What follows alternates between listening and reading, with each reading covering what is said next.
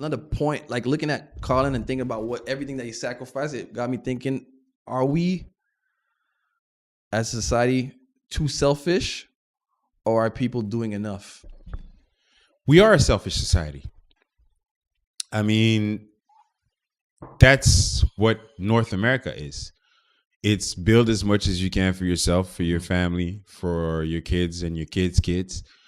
Try to leave as much as you can for them, and do as much. And everybody's trying to do the same. That's why we're living in a capitalist world. Yeah, it's do for yourself, and to a certain extent, I guess we're just conditioned, and that's what we all do.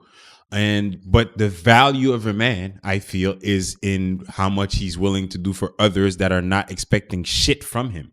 And due to the fact that we're conditioned to do as much as we can for ourselves, watching someone like Colin Kaepernick do as much as he can for others that don't even either know him, that he doesn't know, or that will never meet him, I think says a lot about the man that he is. Yeah. I also think that there's a difference between him and, let's say, an Ali, or in football terms, let's say someone like the guy that plays on the Giants. Let's say Odell Beckham, right? Let's say someone like Odell Beckham had done that. I think it would have had a bigger impact because he's a bigger star, I always right? say that like a LeBron should do, because he's a bigger star. I think when you are on top and you do some shit like that, you're risking so much more of your life. People relate to it more because, unfortunately, with Colin Kaepernick, as much of a hero some people think he is, a lot of people are completely oblivious to it because he's not. What's the household name? That's the word. Okay, he's not a household name. Star. So he was at that point. He wasn't a star anymore. Exactly. Yeah. So because of that, people are championing him right now, but unfortunately, 10 years down the line, I'd like to see 10 years down the line if people are going to remember him as much for doing this. Because think about it. To me, completely. No, because think about it.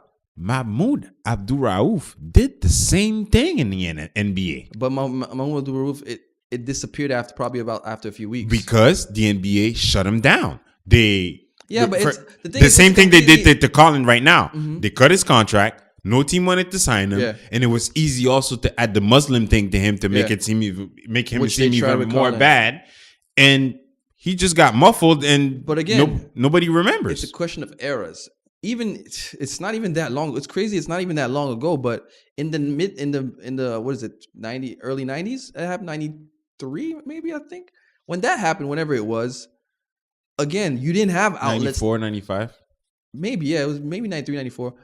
You didn't have outlets like you have now. Yeah, that's true. You know what I mean? Like, even access to the players, the media didn't have as much access as the players that they have now. So it's easy to blackball somebody like that back then. You just can't blackball people anymore. Unless they kill you, you can't blackball them. You just can't. You can't. How? And I'll tell you why, because I brought that point earlier. His silence was key. Colin Kaepernick's silence. Because had he been speaking every week, he would have said something that he shouldn't have said. Yeah, and he would have put a foot in his mouth. Think about it. Just the pig thing, the pig socks. Yeah.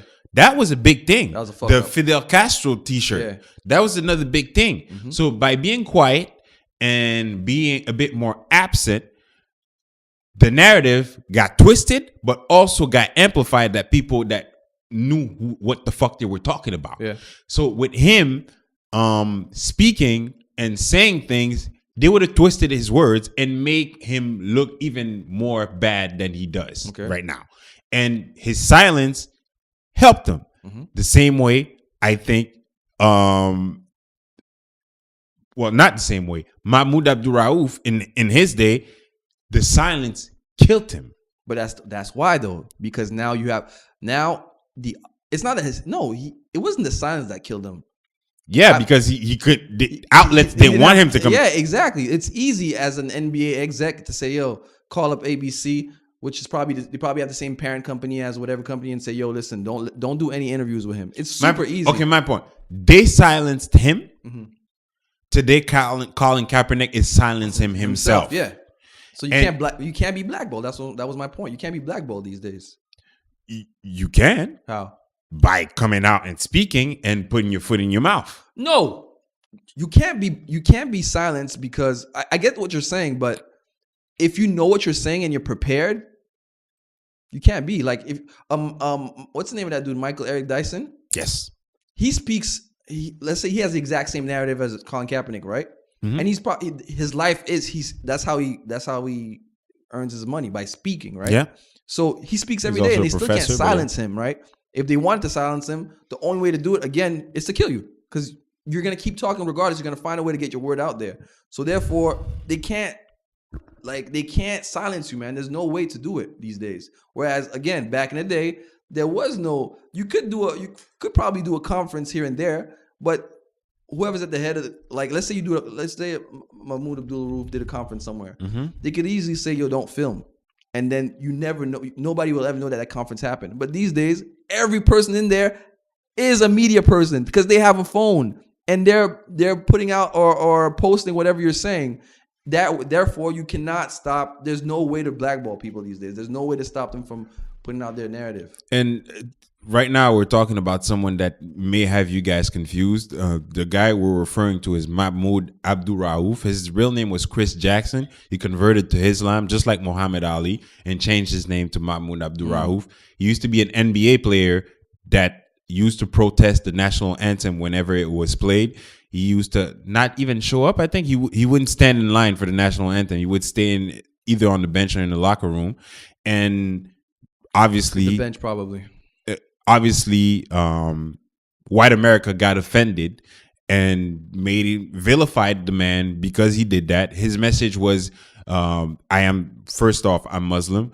And also the American national anthem is a song. It's as if I'm championing oppression because we're oppressing so many other countries in the world, but America always wants you to forget that, right? They'll call Arabs terrorists, but they won't tell you when they terrorize other Arab countries because that's what America's been doing for decades. It's funny. The other day I tweeted, "When's the last time the U.S. Army really guarded the U.S.? When's the last time they really fought for the U.S.? Because most of the time they're out there actually attacking countries." And think about it. A guy like Timothy McVeigh, who's doing domestic terrorism, they're reluctant to call guys like that terrorists because they want the message of terrorists to stick in your head that he looks Muslim Arab guy. or he looks Muslim.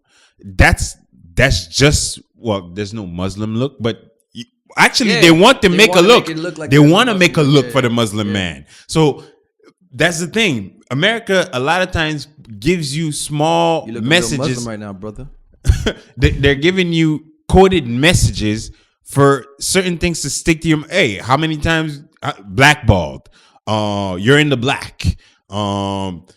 Everything black is bad. It's no coincidence. Everything white is pure. It's no coincidence, people. That's the message that they want to relate to everyone so that it becomes second nature. And unfortunately, it has in a lot of ways. Think about it. How many of you Haitians have family that feel that they're better because they're Grimaud, light skin? Or you'll even hear the parents say, "My Grimaud kid," or Grimaud, like. Unfortunately, unconsciously, the slave master has printed certain things. That was the point.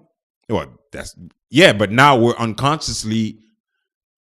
Oh, we might be unconscious. That's what I mean. We're unconsciously following exactly what we might be unconscious about it, but that was the point of it all. Unfortunately, and I agree with it. Sometimes we do deserve it. The beating the kids, that's from slavery. When the kid is not listening and you disciplining your kid by beating him? Not necessarily. You want to know why? Because I'm pretty sure kids were being disciplined before slavery. Before the transatlantic slave. You think Slave, kids were yeah. being beaten or disciplined by like Yeah. white slave master kids were being disciplined by their white slave master parents by being beaten? Even before Europeans came through and enslaved black Africans, I'm pretty sure they were beating their kids also. Okay.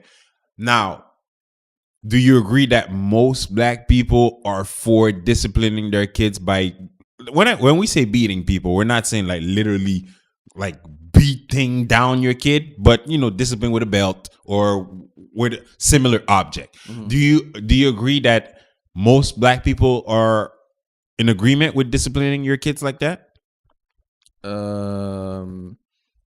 I think we put it on black people, but a lot of people. Okay, yeah, I- you're right. I You're think- right. I A don't lot of think people I do don't it. think it's a black thing at all. I don't. Maybe again, that's my ignorance. I don't see that being publicized. Let's say in the Asian community. That they beat their kids. Yeah, well, in the same way, in the same fashion. I I don't see it being disagree. publicized in It's- maybe Hispanic. You'll see it. Very much so. Hispanic, you'll see it. Arabs, you'll see it. Also, there's a lot of white people that discipline their kids also. Yes, but what I'm saying is that we are almost prone to beating our kids. If the kid is not listening, our reflex is go get the belt, go get the object that's nearest to us to make the kid understand that he should listen. Again, I think that's I don't know the specific numbers, but I'm pretty sure like it's very similar or very similar in other races also. But I get the point you're trying to make. And a lot of it probably does stem from that, and we just named a bunch of races. They all beat their kids. maybe. And they weren't necessarily slaves at any time. Well, any specific time like we were. But yeah, I think I get what you're saying though. It's the point of what you're saying I really get though. And I mean, to get back to what we were talking before, when you look at the situation, do you feel like we help each other enough within our community? Or do we have to help out each other more, or is it more of a personal choice? Is it a duty or is it a choice? It is a personal choice, but it comes back to what I was saying before, right? How big of a man you are is a lot of times determined by what you're willing to do for others that can't do anything for you. You know what I think also is a lot of times we think about how we want to help out, and we always think about money. Yeah. There's a lot of things. Just like last week, the guys were doing a not a fundraiser, but they were collecting jackets for the homeless or the people with lesser means, and that's something that didn't cost anybody any money. It's just old stuff that most people probably old jackets that they don't wear anymore that they gave to people that are in serious need. Mm-hmm. So I just think everybody doing their part. We always assume that it has to do with money, but it's not necessarily money. Honestly, it's not. But unfortunately, because we're so poor, we're all the time. Poor? Well, usually in general, black people in North America. We usually, in general, I'm generalizing. Super generalization. But that's the thing. This is a general conversation. Race is not everything is general in this conversation. But saying that, the thing is, for example, in general, we're poorer than the average white man. No. The black community is not in general poorer than the average white person in North America? No. I don't think so. Yes, they are, Fred. No. The thing is we're more condensed. We're all in ghettos. But I don't think so. So in general, no, I'm saying the people that are poor are condensed, and it makes it seem poorer. I might be wrong. The people that are not are scattered because there's not a lot of them. No, what I was gonna say is our poor black people are are seen in ghettos in big cities. Okay. When you see a poor black person, what you're thinking is poor black person in a city with living in a fucking housing project or whatnot. Okay. When you see a poor white person, you don't think about that. But there are a bunch of white people living in housing projects. A lot of white people living in housing projects. A lot of white people living in housing projects, but I would say they're a minority in housing projects. They No, definitely because are. again, you're assuming that all housing projects are only in big cities, No, or all poor black people are only in big cities. no. Yeah. There's poor black people in Wichita and shit like that too. Yeah, and then but in Wichita, there's way more poor white people than black people. But in Wichita, there's no, what I don't want to say there's no, but there's much less tall ass high rise building filled with poor people. There's no tall ass high rise building in Miami, Okay. and there are a bunch of ghettos or a bunch of housing projects. Yes. So having tall high rises has nothing to do with poverty. No. It's just in cities that just condensed that way. Okay. But the black people are in majority who's in there. Yeah, because That's not a Because coincidence. the majority of black people live in urban cities. It's not a urban coincidence. settings. They put us there.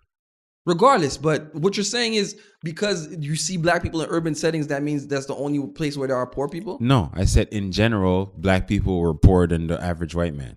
And Yeah, you said but no. I'm saying, okay, well, anyway, we're getting off topic, but what I'm saying is then I don't think there are more black people than poor white people. That's what I'm saying.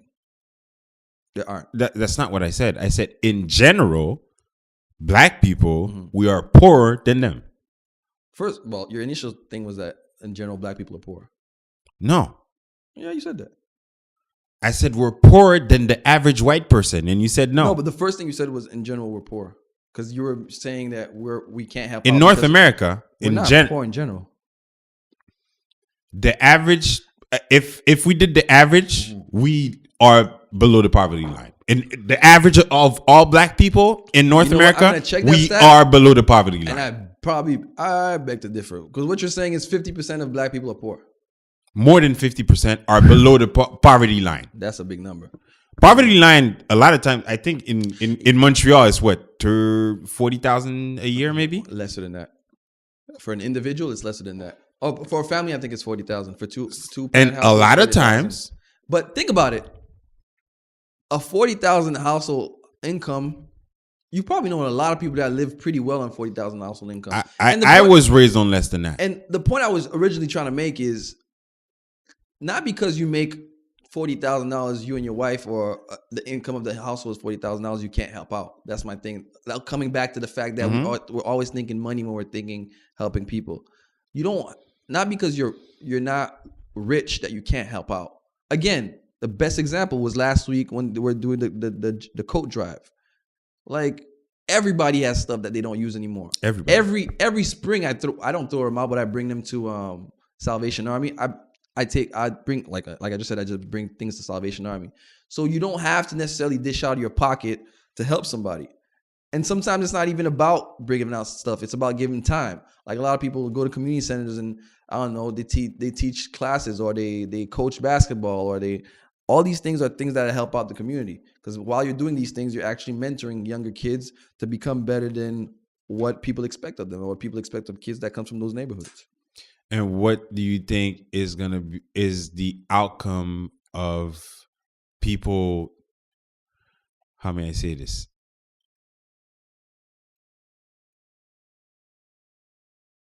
What is the point? Not what is the point. What is the bigger picture with us right now being oppressed and Colin Kaepernick doing what he's doing and us being selfish?